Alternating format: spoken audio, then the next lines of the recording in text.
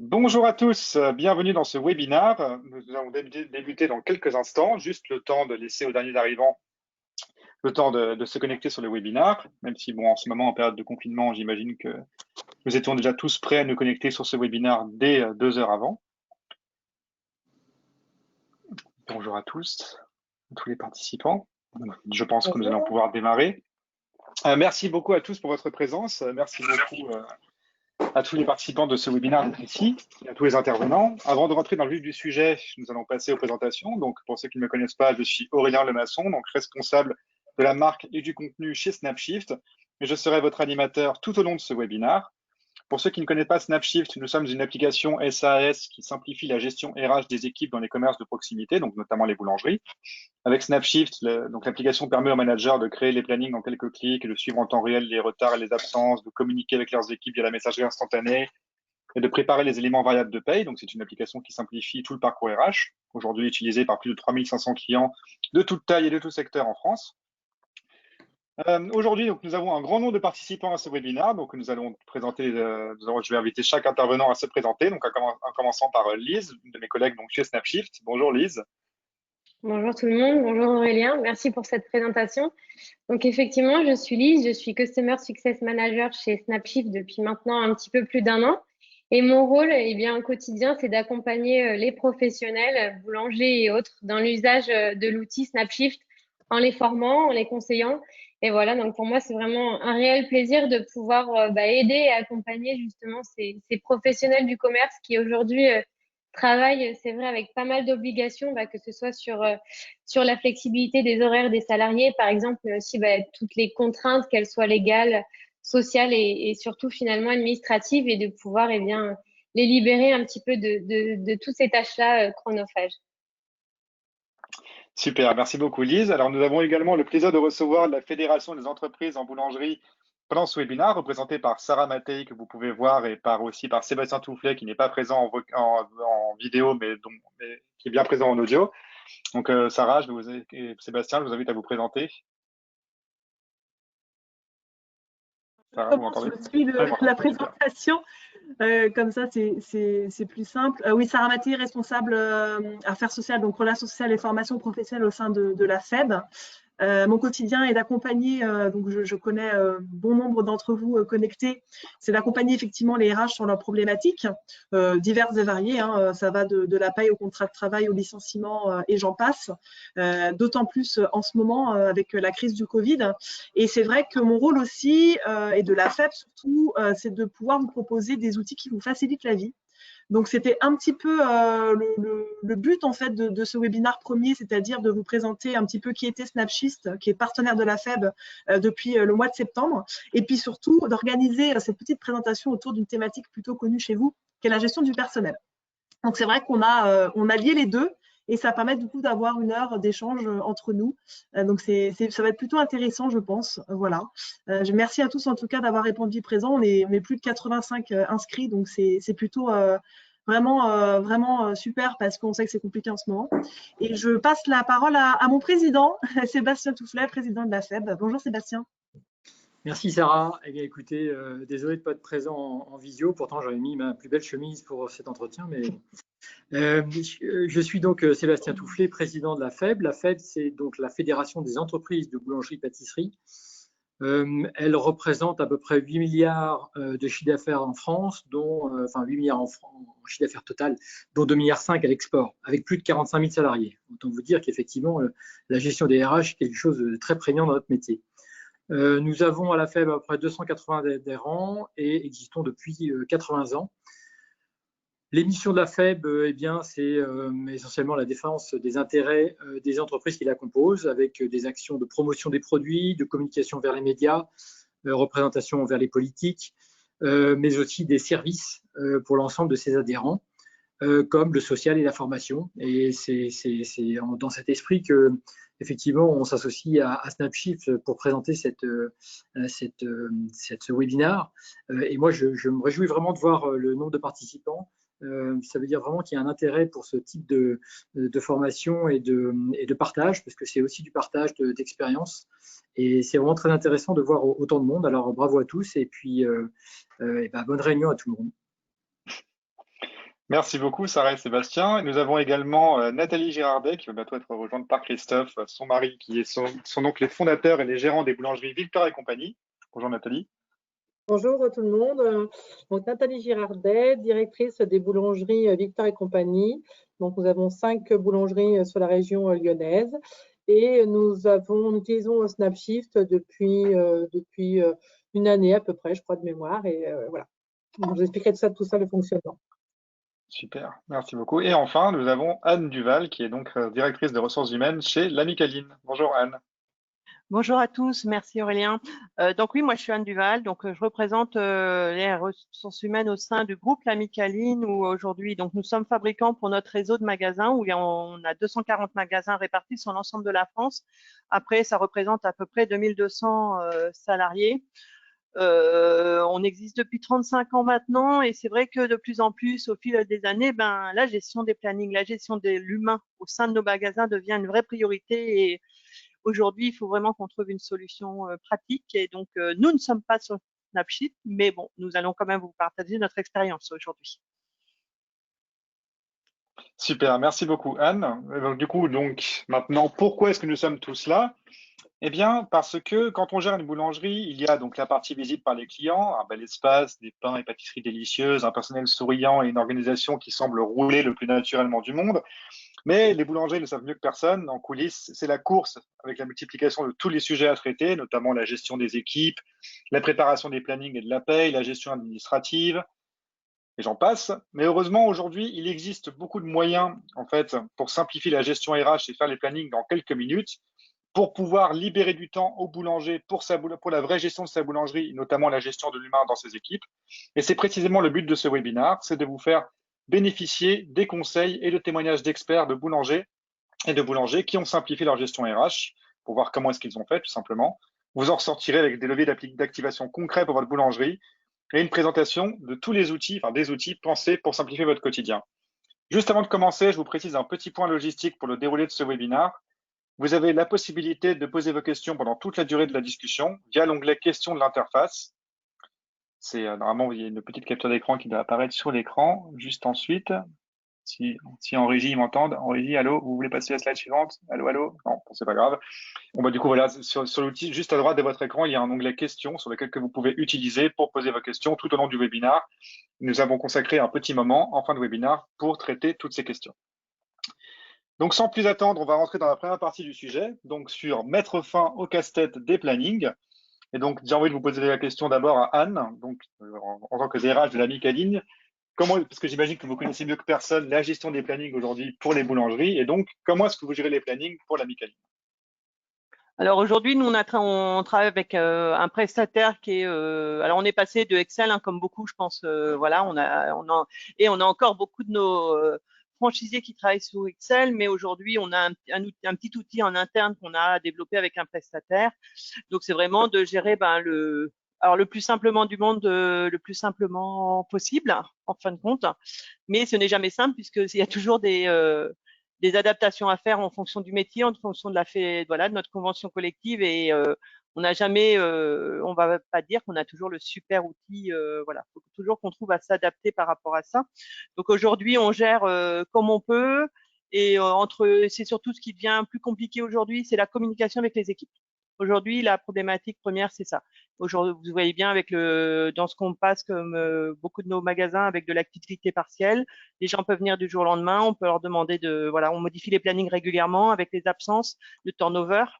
Donc, c'est vrai qu'on a besoin d'avoir quelque chose de beaucoup plus réactif et de donner des informations rapidement à nos salariés sans passer trois heures au téléphone pour essayer de rappeler tout le monde, pour être sûr que tout le monde sera là et qu'on ne se retrouve pas sans personnel le lendemain au sein du magasin. C'est toujours notre problématique.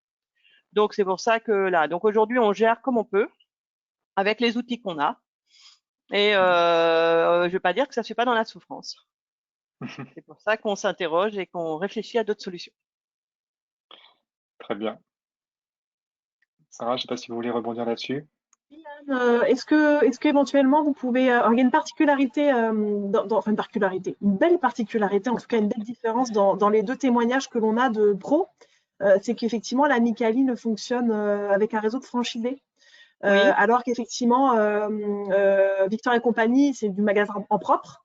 Et effectivement, il y a des appréhensions peut-être un peu différentes de ce que on a pu échanger ensemble sur la gestion et notamment de l'outil. C'est vrai que Anne, vous indiquez que c'est vrai que c'est peut-être, il y a un effet un peu indirect, c'est-à-dire que vous proposez un outil de gestion à vos franchisés, et libre à eux effectivement de le prendre. Donc c'est vrai qu'il y a un lien direct avec eux et c'est peut-être un peu plus compliqué à comprendre, à faire comprendre en tout cas. Oui, alors en fait, c'est vrai que c'est pas eux qui.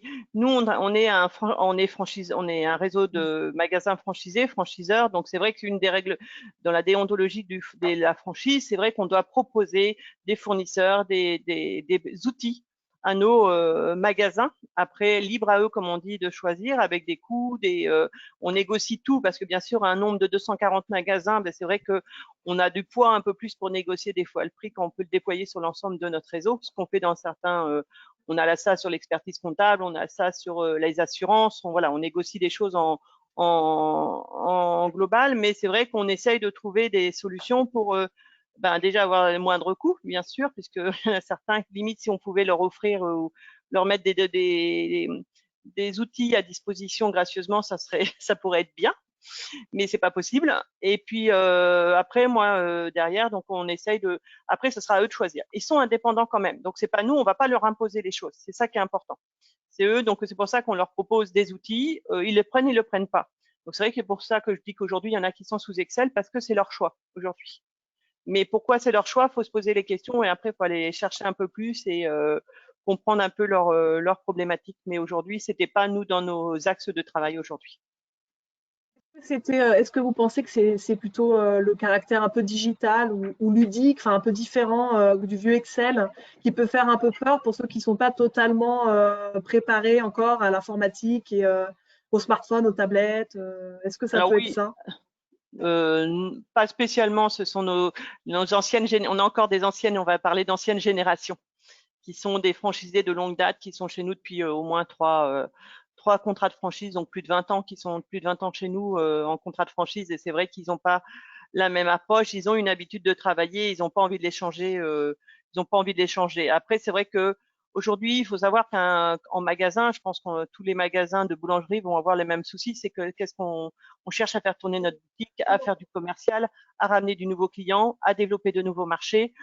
Aujourd'hui, on est beaucoup avec la situation sanitaire, on est tous à essayer de développer le click and collect, le call and delivery, des choses comme ça. Donc aujourd'hui, c'est pas une priorité, on va dire, de prendre du temps sur la gestion des plannings. On le fait parce qu'on a besoin de le faire, mais on ne le prend pas comme un outil derrière de simplicité, comme un outil de gain de temps. Il n'est pas pris comme ça aujourd'hui par nos franchisés. C'est pour ça que on essaye de les accompagner au mieux pour leur simplifier la vie, mais bon, après on n'est pas tous les jours dans le magasin avec eux et après ils sont indépendants, donc toujours c'est eux qui décident de ce qu'ils vont faire. C'est pas nous. Dernière question, Anne, avant de passer la parole à Nathalie. Si vous deviez peut-être citer trois avantages de type de solution comme Snapshift, ce serait lesquels? Alors moi, je connais pas bien Snapshift. Ça sera plutôt Nathalie, je pense, de dire ça. Ouais, voilà, ça va être compliqué. Moi, je donnais des. Moi, ce que je vous ai déjà dit, ce que je peux rechercher dans une solution Snapshift ou une autre, parce qu'il en existe d'autres et voilà, c'est pour ça qu'on est en train de réfléchir. Mais ce qu'on peut nous aujourd'hui rechercher, c'est vraiment aujourd'hui ce que me disent mes franchisés, c'est trouver une solution pour pouvoir informer rapidement nos collaborateurs du changement de planning. Demain, j'ai quelqu'un qui est absent aujourd'hui, j'ai besoin de changer un planning. Et ça, aujourd'hui, c'est le manque de réactivité. Au lieu de passer un WhatsApp par un groupe WhatsApp, c'est à eux d'écrire les messages, de créer des groupes ou des choses comme ça. Aujourd'hui, ce qu'ils voudraient, c'est avoir des outils pour pouvoir justement aller plus vite dans la transmission de l'information auprès de leurs collaborateurs. Là, un des premiers, je sais que dans les retours que j'ai, après, il y en a aussi, alors après, je sais pas, mais il y en a qui nous posent, mais nous, on n'est pas spécialement ouvert. Après, ça les engage dans autre chose. Il y en a qui voudraient des sortes de badgeuses. J'aimerais bien avoir ce système de badgeuses. C'est vrai que ça monterait plus facilement. Après, on est sur des moyennes dans le réseau, on a des moyennes de 8 salariés par magasin. Donc, est-ce qu'une style de badgeuse est intéressant ou pas? C'est à étudier. Ça, c'est à eux de voir. Après, on a quand même des structures qui sont jusqu'à 25 salariés. Donc, je pense que c'est en fonction de la taille de la structure du magasin. Donc, voilà, il y a plusieurs petites choses comme ça. Et puis aussi, bien sûr, répondre vraiment dans Et un point essentiel, c'est vraiment être en lien avec la convention collective de la boulangerie industrielle. La réglementation, voilà, légale et conventionnelle. D'avoir les fameuses alertes temps de repos, Oui. etc. Alors moi, oui, voilà, moi ils les ont déjà, mais une alerte n'est qu'une alerte, n'est pas un bloquant. Oui. Parce qu'on peut pas faire toujours on fait pas toujours ce qu'on veut, voilà, dans un magasin ou dans une problématique de personnel et de turnover et d'absentéisme. Merci beaucoup, Anne, pour votre témoignage. Et du coup, alors en face, donc il y a Nathalie. Donc effectivement, alors j'ai cru comprendre, contrairement à ce que vous disiez, Sarah, qu'en fait, les Victoria et compagnie, c'est aussi une gestion de franchise. C'est Nathalie, aussi pardon. Je vais le corriger. Donc, nous, en fait, on a deux magasins en nom propre et 3 en franchise, en fait. D'accord. Et en fait, donc, par rapport, donc, à Anne, après, nous, on est une petite structure. Hein. Donc, nous, en fait, nos franchisés viennent en formation dans un magasin qu'on a en nom propre. Et vu qu'on utilise Snapshift, généralement, ils passent avec Snapshift parce qu'en fait, ils connaissent le système et ils l'apprécient. Donc, on a un magasin historique qui est sur encore Excel parce que c'est un petit magasin et ils sont que 6. Donc, ils ne sont pas encore passés sur Snapshift. Mais voilà, c'est le seul qu'on est encore avec fichier Excel. Tous les autres sont sur Snapshift. Et alors, comment ça se passe pour les mêmes raisons que Anne, votre magasin franchisé? Oui, c'est ça. En fait, c'était un magasin c'est notre premier magasin qu'on avait en propre. Et en fait, la responsable vente est devenue notre franchisée, en fait. Et du coup, comme on avait le système Excel, elle a gardé le système Excel. Mais c'est une petite équipe, ils sont que 6. Donc, du coup, c'est pour ça qu'elle est restée encore avec Excel. Mais je ne désespère pas qu'elle passe à jour sur Snapshift. Donc, nous, vous voulez que je vous explique un peu comment nous on fonctionne avec Snapshift? Tout à fait, oui. Donc, nous, en fait, sur Snapshift, tout à l'heure, Anne posait la problématique, en fait, des changements de planning, etc. Et le gros avantage de Snapshift, c'est qu'en fait, dès que vous changez ou dès que vous modifiez un horaire, un jour, etc., et ben, en fait, chaque salarié concerné est averti par un mail du changement, en fait, de planning, d'horaire, de jour de repos, etc. Donc, ça, c'est super intéressant parce que du coup, on n'a pas à justement envoyer 15 000 mails ou 15 000 SMS ou appels, savoir s'ils ont eu pas le message. Donc là, en fait, ils sont permis directement par mail du changement en fait de planning ou d'horaire tout simplement. Donc ça, c'est vraiment déjà, je trouve, un point fort. Et puis, au niveau de la convention, en fait, la convention, elle est rentrée dans Snapshift. Donc, du coup, on sait si on travaille plus que l'amplitude horaire qu'il ne faut. On sait s'il faut mettre des pauses ou pas des pauses, ou si on dépasse ou on ne dépasse pas. On a tout ce genre d'alerte. Alors, comme disait Anne, des fois, on peut et des fois, on ne peut pas parce que la problématique de ce jour-là, elle est différente. Mais en tous les cas, on en est informé et on le fait consciemment par rapport à des fois où on n'est pas informé et on ne fait pas consciemment. Est-ce qu'il y avait d'autres choses que vous voulez que je développe ou pas? C'est comme vous voulez. Allez-y. Encore un petit peu. On a encore un petit peu de temps. Ou je ne sais pas si Lise, d'ailleurs, peut-être tu veux peut-être rajouter quelque chose par rapport à ça, par rapport à la gestion du planning avec Snapshift. Ouais, c'est vrai que par rapport à ce que vous disiez, on est de manière générale un peu réfractaire au changement. Et nous, en tout cas, chez Snapshift, on essaye de rendre la plateforme la plus intuitive possible. Et ça, c'est vraiment important, en fait, de se familiariser assez rapidement avec l'outil, pouvoir faire face au changement. Et puis surtout, on essaye de rendre aussi l'outil réactif au changement. Voilà, pouvoir copier-coller un créneau horaire d'un salarié à un autre en 2 clics, pouvoir créer aussi des créneaux horaires favoris qu'on pourra facilement glisser sur le planning, dupliquer un planning d'une semaine à l'autre, toutes ces petites choses finalement qui simplifient la tâche et qui font gagner du temps. Et par rapport à ce que vous disiez aussi, Nathalie, voilà les alertes informer sur le planning des créneaux horaires, des amplitudes horaires qui sont pas forcément respectées en liaison avec la loi du travail et surtout avec votre convention collective. Et puis aussi toute la majoration des heures supplémentaires et des éléments variables dans la partie rapport qu'on vous donne directement en fin de mois. C'est ça. Donc justement par rapport à ça aussi, ce que nous les salariés en fait apprécient, c'est que quand ils rentrent dans leur compte à eux, parce que chaque salarié a un compte propre à lui, outre ses renseignements, c'est-à-dire son numéro de sécurité sociale, son adresse, son téléphone, etc., il a son compteur temps aussi. C'est-à-dire qu'en fait, quand il y a des heures supplémentaires qui sont faites, elles vont dans un compteur temps et quand il prend des heures, eh ben, ça déduit ce compteur temps. Donc, du coup, ils savent toujours où ils en sont. Ça évite d'avoir le petit cahier où ils notent et des fois, ben, on n'est pas tout à fait d'accord. Là, généralement, on est d'accord parce que du coup, c'est tout transparent et on voit ça.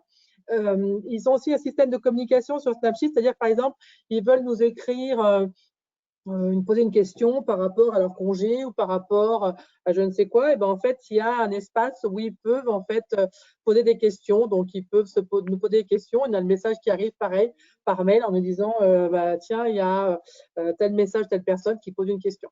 Pareil, les demandes de congés payés aussi, ils peuvent les faire via Snapshift. Donc, c'est-à-dire que tranquillement chez eux, le dimanche après-midi, quand ils ne travaillent pas devant leur canapé, ils peuvent faire une demande de congé sur Snapshift. Et bah après, nous, on répond souvent par rapport aux périodes, on donne des temps de date de réponse. Mais au moins, nous, on a toutes les demandes qui arrivent et après, on peut les traiter différemment. Donc, c'est vrai que par rapport à ça, on a quand même beaucoup gagné en transparence et puis surtout, bah, ça évite de courir après tout le monde. Par exemple, on veut donner l'information générale en disant attention, on rappelle arrêt des dates de congé à telle date. Et ben, on met un message sur Snapshift et tout le monde le reçoit en fait. Donc ça, c'est vraiment pour nous un gain de temps. Et puis aussi, bah, comme Lise le soulignait, en fin de mois, on sort en fin de mois ou à la période comme on veut en fait. Hein, on peut sortir un rapport qui va nous donner en fait bah, toutes les heures de nuit, les heures de jours fériés, les heures supplémentaires s'il y en a, les repos compensateurs, la maladie, qui va nous faire en fait un état pour les rapports pour les payes en fait. Donc voilà, donc ça, c'est pas négligeable parce que quand on doit sur Excel recopier copier bah, les heures de nuit, etc., pour l'avoir fait et refait, des fois, on n'est pas tout à fait toujours en adéquation. Mais nous, aujourd'hui, on est très satisfait de Snapshift. Après, ils sont quand même relativement réactifs quand on a un bug ou autre. Et c'est ce que je disais en préparant la réunion. Je disais, quand on n'a pas Snapshift qui ne marche pas, c'est comme on n'a pas de téléphone, on est perdu et on s'énerve vite pour ma part parce que j'ai besoin d'avoir Snapshift tout le temps auprès de moi, quoi. Comme un doudou. Ouais, alors, je sais pas si c'est un le doudou du RH. Doudou, mais... Le doudou du RH. Génial. Alors, on va passer à l'étape suivante parce que j'ai l'impression qu'on est en train un peu que tout simplement que le temps avance. Je regarde l'heure. Donc, c'est la partie gestion des équipes en boulangerie. Alors, déjà, Sarah, je vais m'adresser à vous sur les particularités de la convention collective pour la gestion d'équipe en boulangerie. Je sais que là-dessus, vous êtes bien plus calé que moi.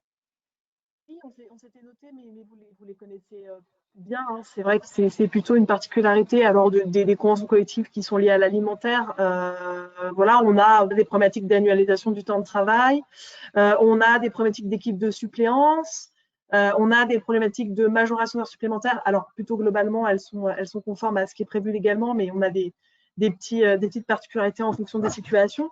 Et puis tout ça, en fait qu'on oublie beaucoup de choses. Et c'est vrai que plutôt qu'aller regarder la convention collective et tous les articles qui sont afférents à la durée ou au temps de travail, c'est vrai que c'est beaucoup plus simple que ce soit intégré dans un outil et qu'on s'embête plus soit à m'appeler moi, soit à aller regarder dans la convention collective pour savoir quelle est la durée du temps de repos, comment sont majorées les heures supplémentaires, etc. Les quid des jours fériés, comment je mets en place mes repos compensateurs, etc. Bref. Et finalement, ça, c'est plutôt, moi, en tant que vision plutôt de juriste sur l'application de la convention collective, c'est vrai que c'est plutôt une source de sécurité dans votre quotidien. Alors, source de sécurité, on en parlait. Alors, c'est pas forcément le cas pour les entreprises qui sont ici présentes en témoignage, mais ça peut être aussi éviter les contentieux. Ou en tout cas les railleries des salariés qui contestent systématiquement il manque une heure et j'ai fait ça, ou oublié ma majoration, etc. Là, ça coupe court à toute difficulté puisque c'est automatisé et finalement, ça permet aussi d'avoir plutôt une paix des ménages en tout cas en entreprise, et de pacifier peut-être un peu des problématiques qui ne sont pas toujours simples, hein, du temps de travail et voilà, les salariés, c'est plutôt toujours des sujets un peu compliqués. Donc voilà, ça c'est aussi quand même une vraie qualité de ce type d'outil, parce que c'est un peu clé en main et ça a plutôt un gage de sécurité. C'est plutôt sécurisant, ce que disait Nathalie, hein, ce côté très rassurant en fait d'avoir un outil comme ça, c'est que ça borne un peu les choses. Voilà. Tout à fait. D'ailleurs, il y a même dans Snapshift, on avait essayé, excuse-moi Aurélien, on avait essayé sur Snapshift, en fait, les salariés peuvent rentrer en fait, eux-mêmes leurs horaires qu'ils ont fait. Alors nous, on l'avait essayé au début, mais on l'a arrêté parce que du coup, ça devenait un peu ingérable, parce que entre ceux qui marquent un peu n'importe quoi, et puis voilà, donc du coup, c'est nous maintenant, ils n'ont plus accès à ça, ils peuvent juste du coup visualiser, et s'il y a un souci, nous envoyer un message disant il y a une erreur. Mais en fait, ils peuvent, même si on veut, du coup, renseigner eux-mêmes leurs horaires.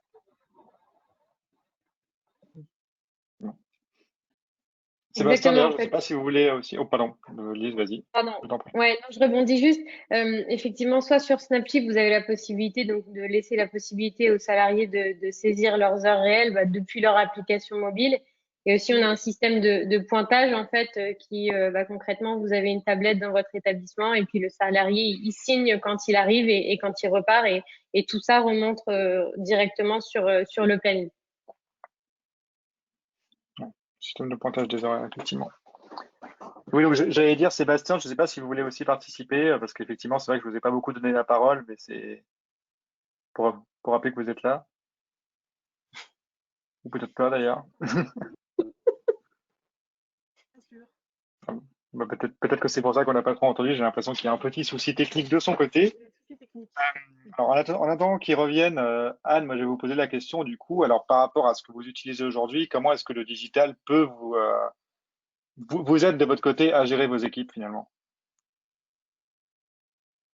Alors, aujourd'hui, on utilise pour gérer les équipes pas du tout le digital en fin de compte. On a un petit logiciel voilà, qui est installé en local sur les PC au sein des magasins. On n'est même pas en mode SaaS ou en déploiement sur voilà, mais on l'est que pour nos magasins intégrés. On a une solution pour nos 15 magasins qui sont intégrés. Donc ça, on a un mode SaaS et on est en lien direct. Les services RH, ressources humaines d'ici au siège sont directement liés à ces 15 magasins, mais autrement, pour l'ensemble du réseau, c'est comme ce sont des indépendants, c'est vraiment localisé, vraiment mis sur leur PC en local. Et aujourd'hui, ce qu'ils ont, non, c'est tous les moyens qu'on a dit tout à l'heure. C'est très, on est encore très sur des modes, comme disait Nathalie tout à l'heure, c'est on appelle, on envoie des mails, on voit des WhatsApp, on fait des messages, on passe beaucoup de temps en fin de compte sur des choses comme ça. Voilà, donc aujourd'hui, il n'y a pas de digital dans ce domaine-là. On est digitalisé sur d'autres domaines à la Micaline, mais pas sur celui-là en tout cas. Ok, d'accord. Et de votre côté, Nathalie, est-ce que justement le fait d'utiliser un logiciel digital donc pour gérer ses équipes, est-ce que ça n'a pas entraîné une diminution ou une perte du côté humain finalement? Enfin, comment est-ce qu'on peut utiliser le digital sans diminuer l'importance de l'humain en fait? C'est différent parce que de toute façon, l'humain, il vient toujours vous poser des questions. On les a en contact, hein, du coup, dans les magasins, etc. Donc, ça n'a pas gêné. Par contre, ça a enlevé le côté « Ah ben oui, j'ai vu le SMS, mais j'ai oublié, etc. » Et du coup, en fait, vu qu'ils sont connectés H24 avec leur portable, ils sont alertés du mail, ils le voient. Et souvent, les informations, elles rentrent. Mais nous, on a vu qu'en fait, depuis qu'on est passé sur Snapshift, je touche du bois, hein, on n'a pas eu d'oubli, on n'a pas eu de « Ah bah oui, je ne me rappelle plus, je n'ai pas vu, etc. » Ils ont en fait leur planning en fait H24 sur leur téléphone, puisque c'est sur l'application Snapshift sur leur téléphone. Donc du coup, en fait, ils n'ont pas besoin de se rappeler, de dire tiens, je l'ai noté où mon planning. Ils regardent et ils voient en fait sur les semaines, c'est la semaine en cours et les semaines à venir où ils sont, à quel poste et voilà. Donc du coup, je trouve qu'ils sont beaucoup plus sereins par rapport à ça et ça ne gêne pas dans la communication qui, du coup, va être concentrée sur d'autres choses, sur les produits ou sur la vente ou sur plein d'autres choses, mais pas sur là-dessus en tous les cas. Oui, sur la vraie gestion, entre guillemets, de la boulangerie. Oui. Pardon, oui. Non, vas-y, pas de problème. Pour vos managers, c'est vrai qu'on avait échangé un petit peu avant, Nathalie, avec Aurélien, mais vous parliez d'une autonomisation un peu de vos managers. Ils sont plus autonomes et puis ils voient un peu la difficulté de faire un planning aussi, peut-être. C'est un rôle pédagogique aussi un peu sur ce type d'outil. C'est ça, parce qu'avant, du coup, quand c'était chaque directeur de magasin qui gérait les plannings, pour les salariés, on est souvent en fait dans nos bureaux, bien au chaud, assis et à rien faire. Et du coup, nous, en fait, chaque manager d'unité, boulangerie, pâtisserie, vente, on les a formés sur Snapsheet, ils ont une session et c'est eux-mêmes qui gèrent leur planning. Alors après, bien sûr, ils viennent nous faire nous valider, mais ils se rendent compte en fait que, d'ailleurs, nous le disent souvent, nous disent, oula, mais en fait, c'est pas si facile que ça à faire un planning parce que justement, entre le repos minimum, les jours des horaires à pas dépasser sur la semaine, les jours de congé, etc., les heures de nuit et tout, et puis les compétences à chaque poste en fonction des horaires, et finalement, ils se rendent compte que c'est pas si facile que ça et que, en fait, il faut un petit peu de temps pour faire un planning. Donc, voilà. Mais, et surtout, nous, après, ils sont contents parce que du coup, ils font leur planning, ils valident les horaires. Et quand il y a des heures en plus ou des heures en moins, il faut qu'ils puissent les expliquer après à leur responsable au-dessus, donc en l'occurrence, les directeurs de magasin. Donc, c'est aussi, je trouve, pour eux intéressant et ils s'impliquent d'autant plus dans leur fonction, je trouve. Oui, c'est plus les managers de leur côté qui font vraiment les plannings et qui gèrent tout d'un côté, et de l'autre, en fait, les salariés, les équipes qui reçoivent, il y a une espèce d'opacité entre les deux et où c'est vraiment, et où c'est en fait peut-être très vertical. Là, vraiment, on passe sur quelque chose de plus horizontal, en fait. Tout à fait, ouais. Ouais, c'est ça, ça me semble. Et je ne sais pas si Sarah, vous voulez rajouter quelque chose? J'avais une question aussi, Anne ou Nathalie. Est-ce qu'il y a une certaine sécurité entre les informations qui sont effectivement rentrées dans ces plateformes, en tout cas ces outils de gestion, et vos DAF et vos comptables, par exemple, parce que du coup, le lien, il se fait comment? C'est transféré automatiquement, en fait, en fin de mois, des choses comme ça? Alors, Je ne sais pas si tu vois pour Snapchat. Pour Snapsheet, en fait, il faut établir un rapport. Et ça, en fait, c'est comme n'importe quel logiciel, on a des autorités. Donc, par exemple, les managers, les salariés peuvent aller voir certaines informations, les managers peuvent aller voir certaines autres informations. Et après, le DAF, lui, a d'autres autorisations. En l'occurrence, par exemple, éditer un rapport, ça, c'est lui qui va le faire uniquement. En fait, ce n'est pas les managers qui vont le faire. Donc, lui, en fait, va vérifier que les managers ont validé tous les shifts. Et puis, que s'il y a des erreurs dans les chiffres, ou du moins c'est des dépassements d'horaire, comme ça, il va leur demander des explications.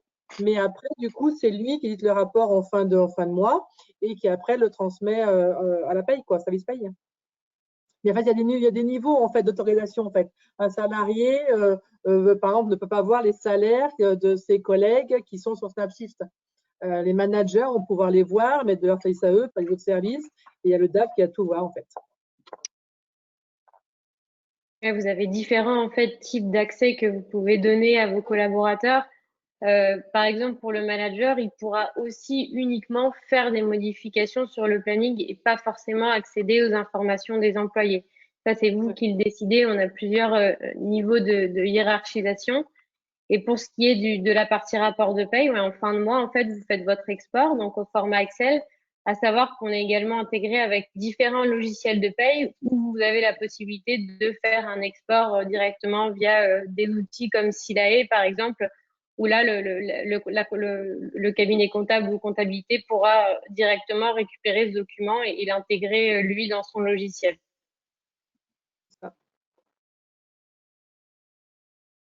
Anne, je ne sais pas si vous voulez compléter avec comment ça se passe de votre côté. Alors nous, de notre côté, c'est vrai qu'aujourd'hui, on est plus sur, bien sûr, ceux qui sont sur Excel, ils envoient directement leur planning Excel. Alors principalement, ils font pas leur paye. Chez nous, c'est pas du tout, c'est à part mes 15 magasins intégrés où c'est vraiment intégré au sein du service ressources humaines, la paye, voilà. Donc là aussi, nous, on a développé des petits outils et ça s'intègre directement avec des extractions et ça s'intègre dans notre paye. Mais autrement, les magasins, nos franchisés, c'est vrai on a développé un petit outil, on appelle ça nous une petite console et ils envoient leur planning au cabinet comptable en fin de compte. Et les cabinets comptables ont aussi de leur côté développé des petits outils pour intégrer les plannings dans leurs outils et ils récupèrent carrément les plannings. Il n'y a pas de synthèse ou de choses comme ça. C'est vrai que c'est un peu lourd aujourd'hui dans ce fonctionnement-là, mais ça fait, on va dire 10 ans, 15 ans qu'on fonctionne comme ça. Okay. Oui, donc ça va être amené à changer peut-être. Je ne sais pas. Je ne sais pas. Je ne sais pas. Je ne sais pas. Merci beaucoup pour votre témoignage là-dessus. Je vous propose de passer à la troisième partie sur la gestion des équipes en temps de crise, parce que c'est malheureusement ce que nous sommes en train de connaître actuellement. Du coup, Anne, je vous propose de garder la parole sur qu'est-ce que vous avez mis en place du coup de spécial pour gérer vos équipes en temps de crise. Alors, gérer nos équipes en temps de crise, c'est vrai qu'aujourd'hui, on est. C'est vrai qu'alors, on parlait beaucoup de digital tout à l'heure et c'est vrai que nous, on travaille beaucoup sur tout ce qui est digital. Donc, on va être sur le click and collect, le call and delivery. Voilà, on a développé aussi, bien sûr, avec les agrégateurs, comme tout le monde développe avec Deliveroo ou Uber Eats aussi. Et c'est vrai que tout ça, ça amène des nouvelles formes de travail auprès de nos salariés. En fin de compte, ils travaillent différemment parce qu'il faut qu'ils s'adaptent aussi à ces nouveaux outils. Donc, on travaille vraiment avec eux là-dessus sur ces process-là pour que ce soit plus simple, par le biais aussi, bien sûr, les tablettes, les choses comme ça, mais c'est pas tout simple. Et puis c'est vrai que c'est eux qui doivent, donc ils s'occupent de la préparation des commandes, de préparer voilà, et puis pour transférer directement après au livreur si c'est par du Uber Eats par exemple. Mais après aujourd'hui, alors avant la crise, c'est vrai que ça représentait à peu près 4% de notre chiffre d'affaires. Ces types de prestations. Maintenant, on a certains franchisés avec la crise sanitaire aujourd'hui. Donc, c'est vrai que là, nos salariés sont obligés de s'adapter. Et donc, nous aussi, on s'adapte aussi en fonction des demandes des clients en face. Et on a des magasins qui arrivent à faire jusqu'à 20% aujourd'hui de leur chiffre d'affaires sur ce type de nouvelles prestations digitales et de nouveaux modes de commande et de consommation par rapport à ça, quoi. Donc, on veut, mais alors, on va aller dans l'air du temps, on va aller vers le digital. Mais attention, nous, on veut quand même rester, on est des boulangeries. Et des boulangeries sont d'abord, pour moi, le terme précis, c'est qu'on est des proximités on est des commerçants de proximité avec des clients et on veut pas perdre notre ADN par rapport à ça. Donc, on n'ira pas non plus faire, notre marché sera pas de faire que du click and collect ou de partir sur le digital. Le lien avec notre client le consommateur reste notre lien privilégié et les accueillir dans nos magasins. Donc, on ne changera pas après nos équipes par rapport à ça.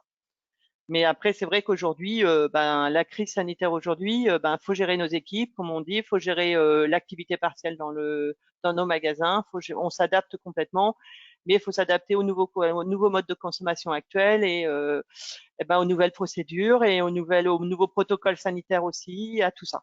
Et donc, c'est vrai qu'on leur demande aujourd'hui une adaptabilité, une agilité assez importante à nos collaborateurs par tous ces nouveaux modes de consommation et de gestion, en fin de compte, du client en magasin. Ok, très clair. Et je crois qu'en face, justement, donc, Nathalie, chez Victor et compagnie, vous avez mis en place un maximum de flexibilité pour éviter le chômage partiel. Oui, tout à fait. En fait, nous, on a une grosse activité en B2B et malheureusement, tous les restaurants étant fermés, on est à néant, hein. Donc, pour pas mettre en fait des personnes au chômage partiel le moins possible, on leur a proposé en fait de faire de la flexibilité. C'est-à-dire, par exemple, on a un livreur qui fait plus qu'1 heure de livraison par jour. Et à côté, il fait un petit peu de boulangerie, donc un peu de cuisson du pain et un petit peu de production en pâtisserie, c'est-à-dire qu'il va faire des moelleux au chocolat, alors des choses simples, hein, des cakes, des choses comme ça. Mais de l'autre côté, ça lui permet en fait d'avoir très peu d'heures ou presque pas d'heures en fait en chômage partiel. On a des vendeuses aussi ou des vendeurs sur des magasins, vu qu'on a été amené à fermer le dimanche après-midi, puisque avec le confinement, c'est un peu compliqué, on n'a plus personne, ou fermer plutôt aussi les magasins. Et de ce fait, ils font plus leurs horaires. Et on a tous les contrats qu'on avait en intérim, on les a supprimés, ceux-ci. Et pour remplacer ceci, du coup, c'est les salariés qui jouent la flexibilité d'un magasin à un autre. Vous voyez, par exemple, sur un magasin, là, j'ai à 15 heures, j'ai une personne qui arrive d'un autre magasin qui va arriver sur ce magasin-là. Mais grâce à ça, du coup, on a très peu de personnes en fait au chômage partiel. Parce que du coup, au premier confinement, il y avait plus de monde au chômage partiel et le Delta, ils perdent quand même du salaire. Hein, donc voilà. Mais je trouve que ce deuxième confinement, ils sont beaucoup plus ouverts justement à cette flexibilité qui, au final, en fait, ils découvrent un autre métier, ils découvrent aussi l'envers du décor, parce que souvent un livreur, ils disent bon, grouille-toi, c'est pas prêt, etc. Et finalement, en faisant ça, ils se rendent compte que oui, préparer la fourniture pour les magasins franchisés, par exemple, ouais, ça prend un peu de temps. Donc voilà. Donc du coup, ils comprennent un peu plus de choses et on verra après comment ça va faire. Très clair, merci. Sarah, je ne sais pas si vous avez quelque chose à ajouter là-dessus. C'est intéressant. C'est vrai que quand on observe ça avec un peu de hauteur, on se dit il y a quand même une solidarité entre les salariés et les entreprises. Et ça fait, voilà, c'est plutôt les côtés un peu positifs qu'on sort. On arrive à sortir de cette période de crise. C'est-à-dire que finalement, on met tous la main à la pâte, sans mauvais jeu de mots. Et c'est vrai que finalement, on arrive à trouver des solutions intelligentes. Et puis, en fin de compte, ça se trouve, c'est ce chauffeur-livreur, il aura envie de valoriser aussi son expérience et voilà, c'est plutôt positif. On arrive quand même à trouver des choses positives. Et heureusement, et puis surtout pour éviter encore une fois l'activité partielle, c'est vrai qu'il faut aussi se montrer alors agile, plutôt intelligent dans sa façon de faire. Et puis c'est pas aussi obscur qu'on peut nous faire croire. Voilà, il y a aussi des belles histoires et des belles choses qui se passent dans les entreprises. C'est plutôt d'ailleurs la majorité des cas. Et c'est bien de le souligner aussi, c'est que les équipes ne sont pas forcément des mauvais bougres, bien au contraire, et que tout le monde se serre les coudes. Voilà. Donc c'est aussi ça qu'il faut mettre en avant, notamment dans la boulangerie, parce qu'on est quand même extrêmement impacté. On est quand même des secteurs très très connexes au secteur dit protégé. On parlait des restaurateurs, tout ce qui est HCR, on parlait des restaurations collectives, on parlait de la restauration initialement des cantines, effectivement, qui a été très compliqué à gérer au premier confinement avec la fermeture des écoles. Voilà, donc tout ça, il faut pas le nier, et puis on se rend compte que voilà, tout ça fonctionne bien en bonne intelligence, et tant mieux. Et puis le secteur arrive quand même à s'adapter un petit peu en fonction des choses, donc c'est plutôt plaisant. Voilà. Donc merci, merci Nathalie pour ce beau retour d'expérience, ça fait chaud au cœur, voilà, de se dire qu'on arrive à trouver des solutions. Oui, c'est vrai que ça semble assez propre à chaque établissement, à chaque enseigne, en fonction effectivement de la relation que vous avez avec vos salariés, du contexte, à quel point vous êtes flexible au niveau du chômage partiel. Et justement, alors au niveau de l'utilisation de la solution, Lise, est-ce que tu as des exemples à nous donner de comment, ou même Nathalie aussi, de comment Snapshift du coup permet aussi justement de gérer ses équipes en temps de crise?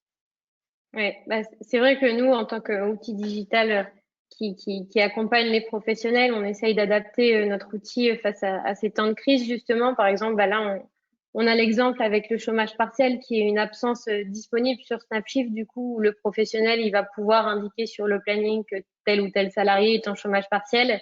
Et puis, en fin de mois, il va pouvoir directement, de clic, faire un export justement de ces heures de chômage partiel-là, le nombre d'heures par salarié par semaine avec les totaux sur la période pour pouvoir faire un export simplement de ces heures de chômage partiel à déclarer.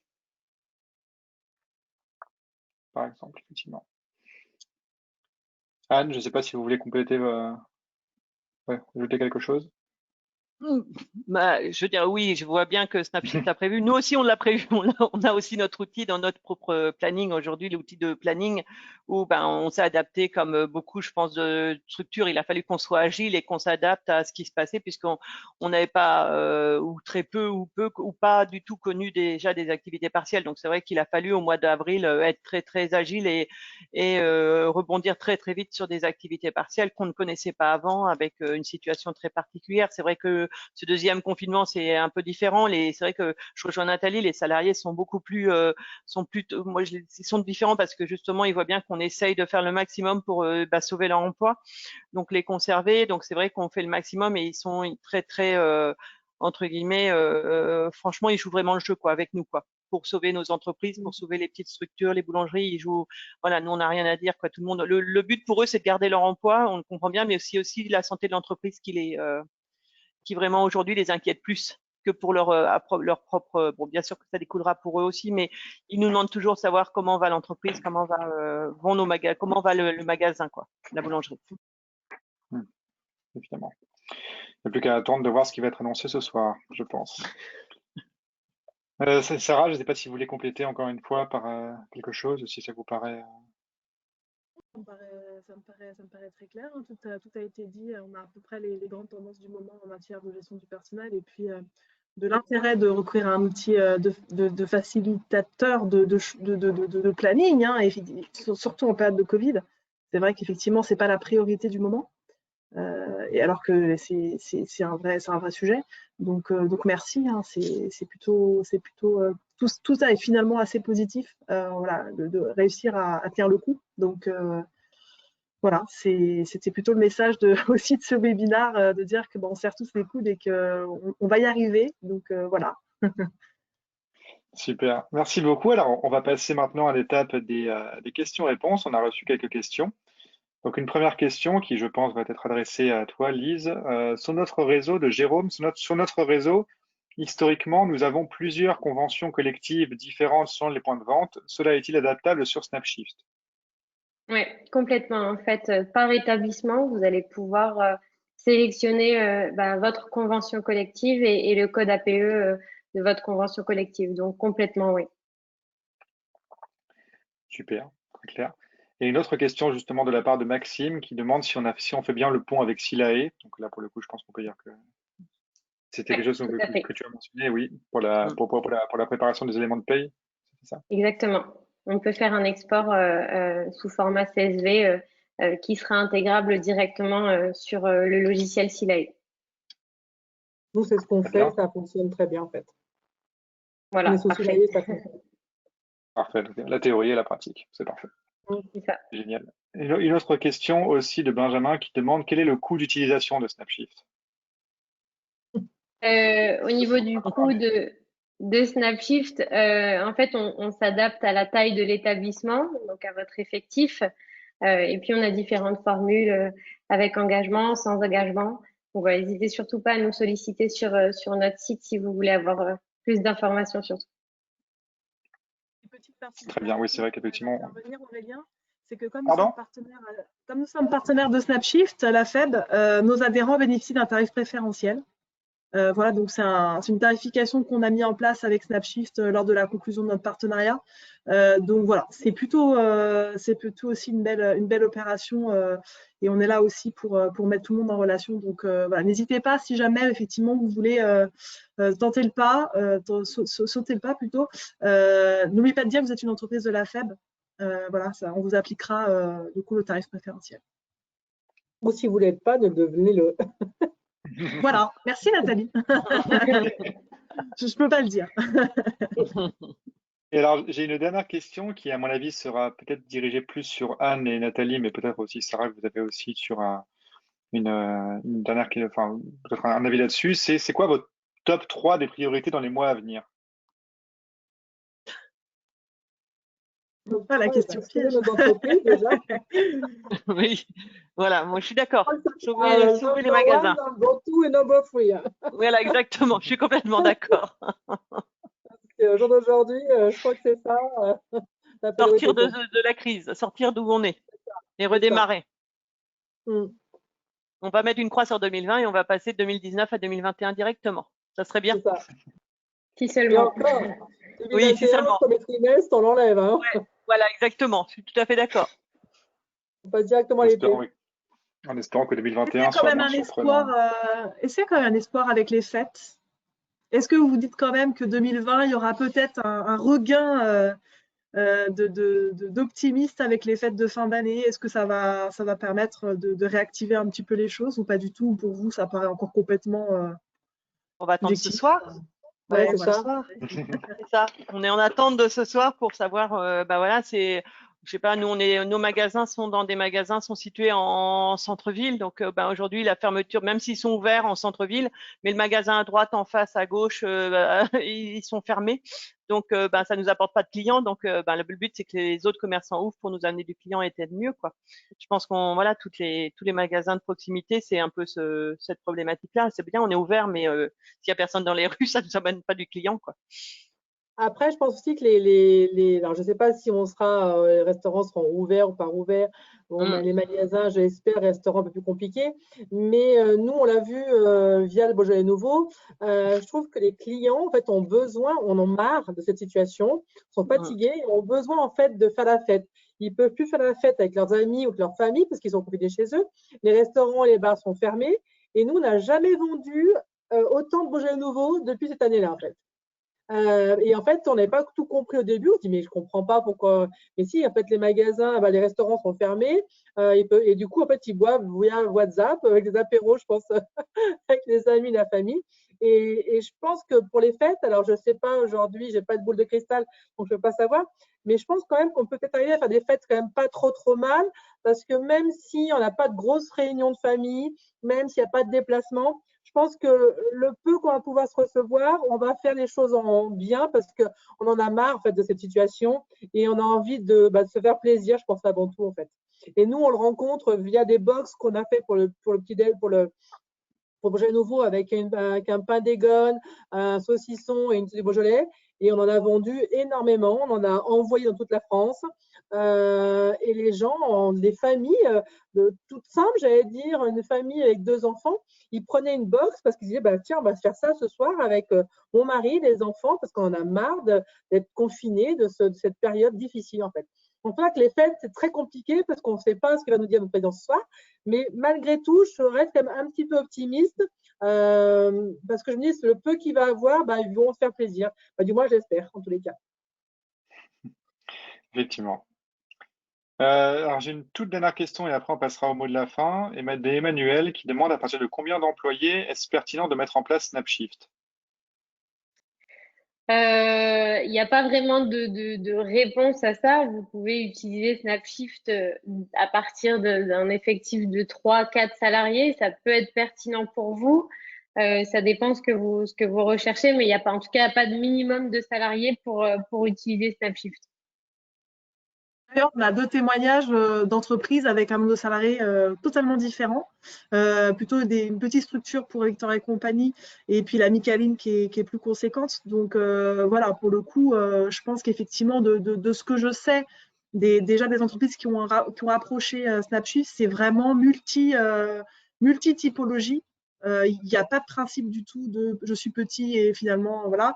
Et puis encore une fois, parce qu'on ne le dit pas, mais le coût est pas du tout impressionnant. Enfin, je veux dire, voilà, ça reste totalement audible en tout cas. Et c'est vrai que des petites structures peuvent aussi avoir l'application, enfin en tout cas la solution sans avoir un impact extrêmement financier sur leur fonctionnement. Voilà, donc pour moi, il n'y a pas de règle en fait. Voilà. De ce que j'ai pu voir sur le public que vous avez de nos entreprises, c'est vraiment complètement hétéroclite. Complètement, ouais. Moi, je rebondis par rapport à ce qu'a dit Sarah sur le fait que quand j'en ai passé le pas, nous sauter le pas pour prendre Snapshift, quand j'ai vu la multiplication des magasins avec des abonnements, etc., je me suis dit, oh là là, ça va me faire encore sortir ça, etc. Donc, qu'est-ce que je fais? Est-ce que finalement, mon Excel marche? Donc, voilà. Et je me suis dit, en fait, on fait le test et on voit ce qu'il en est. Et le test a été concluant en fait. Donc c'est sûr qu'il y a un aspect financier, mais en fait ce qu'il faut regarder, c'est en fait le temps que ça nous fait gagner. Et ce temps qu'on a gagné, est-ce que par rapport à la somme que ça nous coûte, est-ce qu'on est gagnant ou pas quoi, en fait. Et de tout le temps qu'on ne perd pas à vérifier Excel ou à avoir une formule qui a sauté, etc., du coup on le gagne à faire autre chose. Quoi. Pour ma part, en tous les cas, c'est ce qui s'avère avec Snapshift. Donc, gagner du temps. Le coût financier n'étant pas démesuré, c'est un coût financier, oui, mais il n'est pas démesuré et en tout cas, il est parfaitement justifié avec le gain de temps. Effectivement, c'est quand même, quand vous faites vos comptes, vous vous rendez finalement compte justement que finalement, ça amortit extrêmement vite parce que l'argent que vous perdez dans de l'administratif et de la gestion et voilà, vous le gagnez autre part. Donc finalement, c'est plutôt une opération rentable. Voilà. Génial. Écoutez, merci beaucoup à tous. Je ne sais pas si vous voulez dire un dernier mot avant de clôturer. Anne, peut-être? Non. Non. Non, non. Non, Sarah, Taï non plus, Lise. Tout a été moi, dit. je suis entièrement satisfaite du choix, que je ne regrette pas, et pourvu que les équipes restent aussi disponibles, parce que c'est important dans une solution comme ça d'avoir des gens réactifs. On a le même système sur les caisses enregistreuses où on a une interactivité qui est quand même relativement rapide, et ça, c'est vraiment très important de nos jours. On a besoin d'avoir la réactivité. Et ça, c'est important. C'est sûr. Merci pour Merci votre beaucoup, tour, en tout cas, à Nathalie. En vous. tout cas, merci à tout le monde. Merci beaucoup à tous et merci beaucoup à vous, chers auditeurs, d'avoir suivi ce webinaire. Le replay ainsi que différents liens, si vous souhaitez notamment essayer Snapshift, eh bien, pour votre enseigne, vous seront envoyés par email dès aujourd'hui. Et donc, du coup, n'hésitez pas à rentrer en contact avec nous si vous souhaitez en savoir plus sur la solution et sur ses fonctionnalités pour votre établissement, et notamment aussi son coût, comme vous a expliqué Lise. D'ici là, bon courage à tous. Écoutez, bon courage pour la gestion de cette crise, et puis j'espère que vous aurez appris des choses et que vous aurez retenu des leviers à activer dans votre enseigne à l'issue de ce webinaire. Merci beaucoup à vous, Anne, Sarah, Nathalie, Elise, du coup aussi Sébastien et Christophe, même si malheureusement ils n'ont pas pu se joindre à nous, autant que nous aurions voulu. Mais merci beaucoup à vous d'avoir participé à cette discussion. J'espère vraiment que ça vous aura plu aussi. Et je vous dis à très bientôt et pour de nouvelles discussions, et bon courage à vous. Merci beaucoup. Merci, à bientôt. Au revoir. À bientôt. Au revoir.